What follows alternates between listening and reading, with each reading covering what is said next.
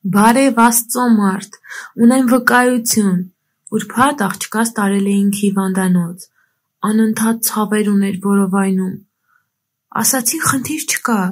բայց այդ ցավերը չէին դադարում, ուրբաթ երկուսով աղոթեցինք ձեզ հետ, նա 8 տարեկան է,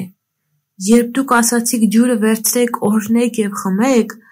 նա ամբողջը մինչև վերջին կաթիլը խմեց, ես էլ ձեռքս դրել էի իր վրա աղոթեցինք, քիչ հետո ինքը ամբողջ գիշեր հանգիստ քնեց և 2 օր է ցավեր չունի, առավոտյան աղոթեցինք երեխաներիս հետ, նա ասաց, մամ իմ փորիկը էլ չի ցավում ջուրը խմելուց հետո, և մի բան էլ, այդ օրը տեսա թե նա ինչպես է ասում, Հիսուս, այս ցավը շատ վատն է, օրհնում եմ Հիսուսին և շնորհակալ եմ Աստծուն ձեզ համար, Աստծո օծյալ մարդ: